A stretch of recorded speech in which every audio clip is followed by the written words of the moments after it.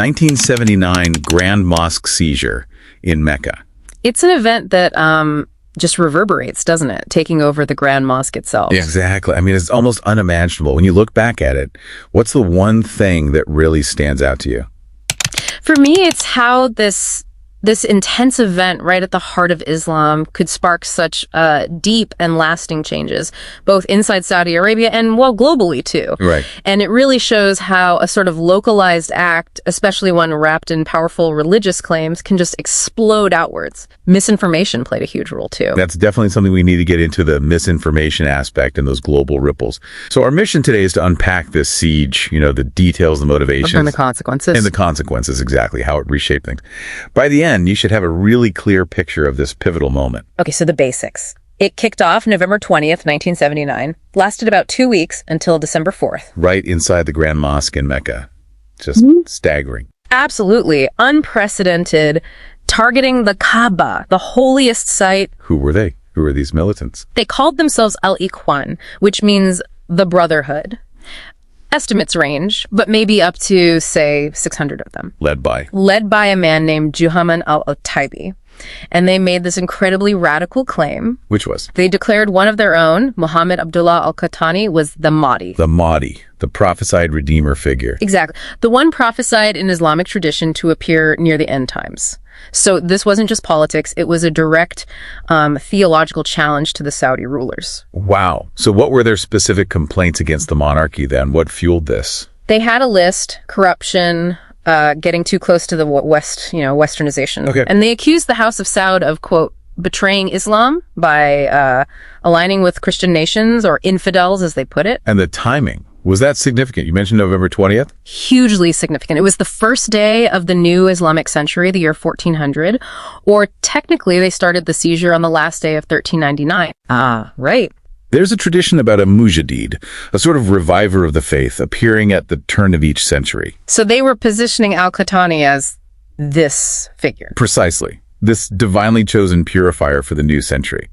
It gave their actions this immense symbolic weight, at least in their eyes. So you have the ideology, the timing, the location. Yeah. How did the actual siege play out over those 2 weeks? It must have been incredibly difficult. Extremely difficult and delicate. You couldn't just launch an all-out assault on the Grand Mosque. Of course. The sanctity. Exactly.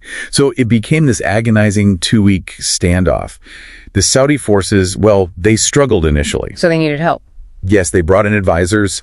Pakistani special forces played a role, and critically, French advisors too, from the GIGN, their elite unit. The French. What did they do? They apparently provided tactical advice and, crucially, a specific type of tear gas, something that could bypass the militants' gas masks and help flush them out of the mosque's lower levels. And that broke the stalemate. It seems to have been a key factor in ending it, yes. What happened to the leaders, Al-Qahtani and Juhayman? Al-Qahtani, the declared Mahdi, was actually killed during the fighting inside the mosque. Wow. Juhayman, the main leader, was captured along with 68 others. They were later publicly executed. So the immediate threat was neutralized. Yeah. But the impact, you said it went far beyond that. Let's talk about inside Saudi Arabia first. Yes, the internal impact was, well, transformative. King Khalid, the ruler at the time, reacted very strongly. How so? He dramatically tightened up the enforcement of Islamic law. Much stricter rules were imposed across society. Things like gender segregation became more rigid. The religious police got more power. So a move towards greater religious conservatism. Definitely. And he also gave the official religious establishment, the ulema, much more influence within the state. It was a way to sort of shore up the monarchy's religious legitimacy after this huge challenge. A direct consequence then, trying to appease those kinds of sentiments perhaps. You could see it that way, or at least reasserting their own religious credentials very forcefully. It changed the country profoundly. And then there were the external effects, the ripples you mentioned earlier. Right. This is where the misinformation comes in quite starkly. Right. Iran's leader at the time, Ayatollah Khomeini, he broadcast this claim, completely false, that the United States and Israel were behind the mosque seizure. Wow. Okay, and our sources are clear that was false. Absolutely clear it was false, but the claim itself was explosive. I can imagine. What happened? It triggered huge anti-American riots in several Muslim countries. Pakistan, Turkey, elsewhere. Embassies were attacked.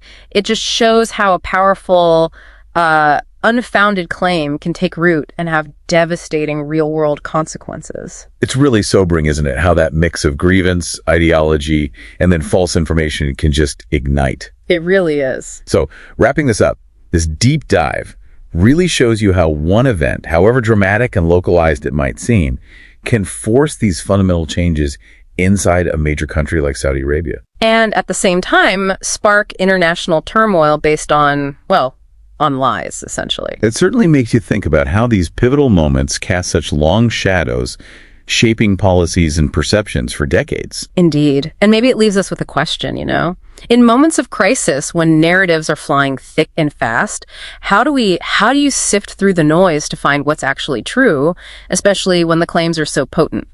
A crucial question. Thanks for digging into this with us today. My pleasure.